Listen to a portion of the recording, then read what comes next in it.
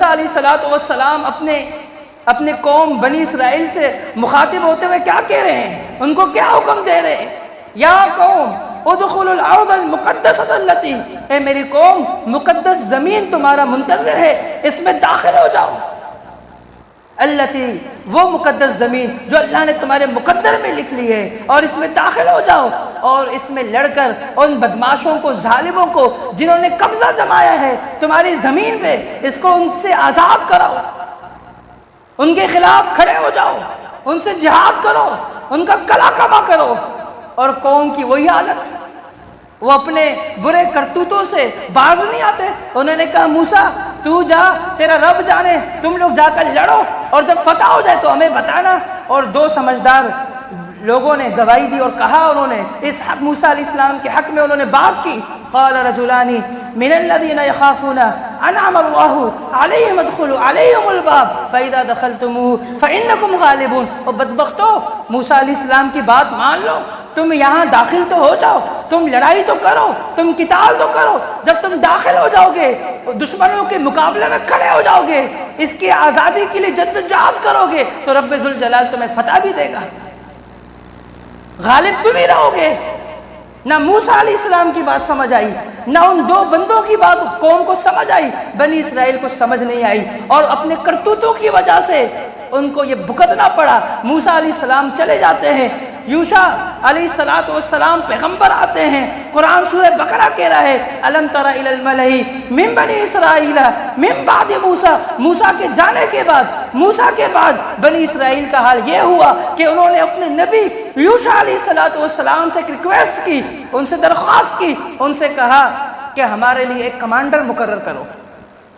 اذ قالوا لنبی لهم ابعث لنا ملکا نقاتل فی سبیل اللہ، اب ہم لڑیں گے۔ موسیٰ کی بات تو سمجھ نہیں آئی تھی، اس وقت انہوں نے ہمیں حکم دیا تھا مقدس زمین میں داخل ہو جاؤ، لڑو، اس کی دفاع کرو، اس کے آزادی کے لیے جدوجہد کرو، لیکن اس وقت سمجھ میں نہیں آئی تھی یوشع آپ پیغمبر ہو ہمارے، آپ ہمارے نبی ہو، ایک کمانڈر ہمارے لیے مقرر کر لو، ہم لڑیں گے۔ انہوں نے کہا کہ قریب ہے تمہارے لیے کمانڈر کا انتخاب کر لیا جائے، مقرر کر دیا جائے، تم پھر بھی نہیں لڑو گے، کیونکہ ان کو پتا تھا کہ اس قوم کی حالت کیا ہے۔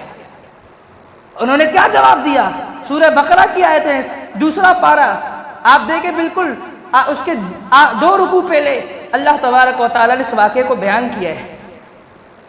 انہوں نے کہا وَمَا لَنَا أَلَّا نُقَاتِلَ فِي سَبِيلِ اللَّهِ، ان کو کٹ لگی تھی، سمجھ آ گئی تھی بات کہ ہم پہلے غلطی کر چکے تھے، موسیٰ علیہ السلام کی بات کو نہ مان کر، مقدس زمین کی دفاع نہ کر انہوں نے کہا کیا ہے ہمارے لیے کہ ہم نہیں لڑے، ہمارے لیے کوئی چارہ نہیں سوائے اس کے کہ ہم لڑے۔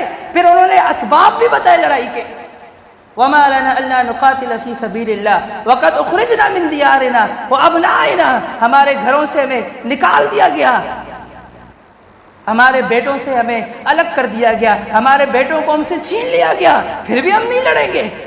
اللہ نے ان کے لیے کمانڈر کا انتخاب کیا، ان کے پیغمبر نے بتا دیا کہ رب ذوالجلال نے طالوت کو تمہارے لیے مقرر کر دیا ہے بحیثیت کمانڈر۔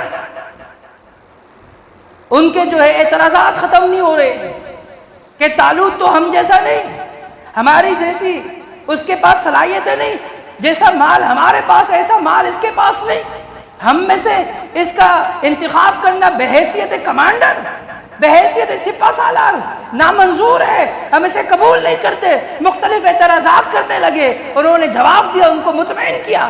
اللہ نے فرمایا فَلَمَّا كُتِبَ عَلَيْهِمُ الْقِتَالُ، جب ان پر جہاد فرض ہو گیا، کمانڈر کا انتخاب ہو گیا، کمانڈر مقرر کر لیا گیا ان کے لیے، فرمایا کہ تَوَلَّوْا إِلَّا قَلِيلًا مِّنْهُمْ، تھوڑے ہی لوگ لڑے، باقی سارے بھاگ گئے۔ یہاں بھی انہوں نے بنی اسرائیل نے یہی حرکتیں کی، تھوڑے لوگ اللہ نے فرمایا لڑے، باقی سارے بھاگ گئے۔ وَاللَّهُ عَلِيمٌ بِالظَّالِمِينَ، ایسے ظالموں کو اللہ خوب جانتا ہے۔ نہ موسیٰ علیہ السلام کی بات سمجھ میں آئی، نہ ان کو یوشع علیہ السلام کی بات سمجھ میں آئی، انہوں نے دفاع نہیں کیا۔ اللہ نے فرمایا کہ تھوڑے لوگ ہی لڑے، اور ان تھوڑے لوگوں کو اللہ رب العالمین نے طالوت کی جو ہے کمانڈری کے تحت اللہ رب العالمین نے جالوت کے خلاف ان کو فتح دیا۔ داؤد علیہ السلام اس جہاد کے اندر شریک تھے۔ تو یہ قرآن کا منہج، موسیٰ علیہ السلام اپنے قوم کو کیا ترغیب دے رہے ہیں؟